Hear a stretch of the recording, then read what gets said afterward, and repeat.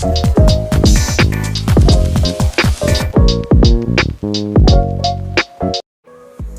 pendengar setia EduTalk, kembali lagi bersama saya Aca di segmen pendidikan inklusif hari ini. Kita akan membahas topik menarik, bagaimana pembelajaran berbasis proyek dapat membantu meningkatkan interaksi sosial anak dengan ADHD. Bersama saya sudah hadir Ibu Silvianti Feza, peneliti dari Universitas Al-Azhar Indonesia. Assalamualaikum, halo Bu Silvi, apa kabar? Waalaikumsalam warahmatullahi wabarakatuh. Alhamdulillah baik aja. Senang bisa berbagi hari ini di EduTalk. Baik, kita mulai dari dasarnya dulu ya Bu. Silakan aja. Bu Silvi, banyak nih yang mendengar istilah ADHD tapi belum begitu paham. Sebenarnya apa sih ADHD itu Bu Silvi? Dan kenapa jadi perhatian khusus di dunia pendidikan? Oke. Attention Deficit Hyperactivity Disorder atau biasa disebut ADHD ya Kaca. Nah, adalah gangguan perkembangan syaraf yang membuat anak sulit fokus, lalu cenderung impulsif dan sangat aktif Kaca. Anak-anak ini sering mengalami kesulitan saat belajar dan juga dalam berinteraksi sosial. Nah, misalnya mereka mudah menyela, sulit untuk menunggu giliran, terus cepat frustasi juga. Nah, akibatnya banyak yang ditolak sama teman sebayanya. Nah, merasa berbeda, bahkan kehilangan kepercayaan diri. Nah, masalah sosial ini Caca seringkali berdampak jangka panjang. Nah, bisa menghambat prestasi dan membuat anak kurang merasa tidak percaya diri Caca, merasa tidak diterima gitu Caca. Nah, menarik sekali.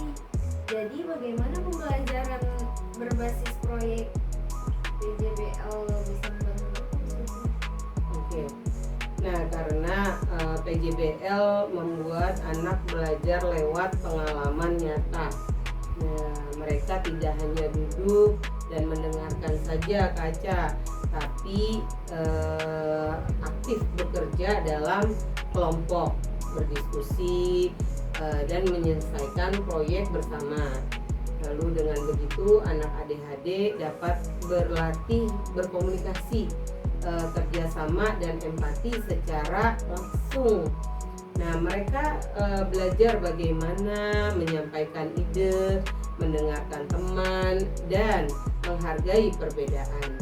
Nah, bahkan kegiatan proyek bisa disesuaikan dengan minat dan kekuatan mereka Kaca. Nah, misalnya menjadi pencatat, lalu mengatur alat atau presenter. Nah, ini membuat mereka merasa punya peran dan dihargai gitu Kaca. Bu Silvi, boleh cerita sedikit gak tentang siapa saja sih yang terlibat dan di mana penelitian itu dilakukan? Oke. Tentu saja Kaca, boleh banget. Penelitian ini dilakukan di SD Islam Al-Azhar 13 Rawamangun Kaca di Jakarta Timur. Nah, sekolah dasar ini memiliki beberapa siswa ADHD. Nah, saya melibatkan guru kelas, lalu guru pendamping khusus dan anak-anak kelas 3. Lalu guru sebagai fasilitator yang membantu anak berkolaborasi dan mengelola dinamika kelompok. Nah, pendekatan ini bukan hanya untuk anak ADHD saja Kaca. Nah, tapi juga melatih siswa reguler agar lebih empatik dan menerima perbedaan. Kalau soal waktu pelaksanaannya, kapan penelitian ini dilakukan Bu Silvi?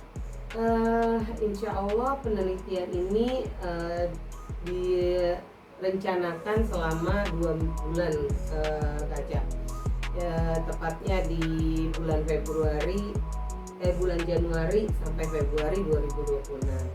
Nah, dalam periode itu kami melaksanakan tahapan pembelajaran berbasis proyek dan mengevaluasi hasilnya menggunakan model Keypatrick, Caca. Nah, ini nih yang menarik, model Keypatrick yang tadi disebutin ya Bu Silvi. Iya.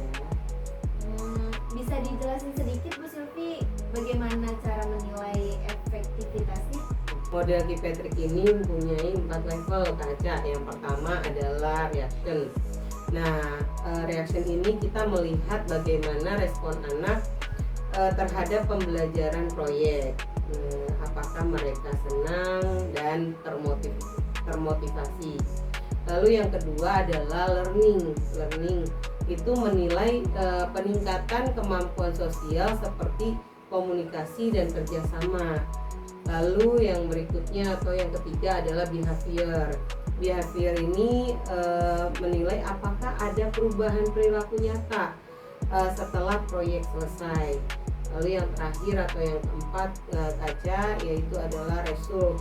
Nah, result ini dampak jangka panjangnya. Nih, misalnya meningkatnya kualitas interaksi sosial di sekolah. Nah, saya menggunakan penilaian ini dengan observasi, kuesioner, dan wawancara dengan guru dan orang tua untuk menilai semua aspek ini, Caca. Tujuannya agar hasilnya objektif dan bisa diterapkan di sekolah lain. Masya Allah, luar biasa. Jadi apa harapan Bu Silvi dari penelitian ini? Oke. Harapan saya berharap PJBL bisa menjadi pendekatan pembelajaran yang lebih manusiawi. Anak ADHD bukan harus diubah, tapi difasilitasi agar bisa beradaptasi dan diterima di lingkungan sosialnya. Nah, kalau guru, orang tua, dan teman sebaya mau bekerja sama, sekolah bisa menjadi tempat tumbuh yang inklusif untuk semua anak. Sampai jumpa di episode berikutnya, pendengar EduTalk. Tetap semangat belajar karena setiap anak itu unik dan berharga. Sampai jumpa. Wassalamualaikum.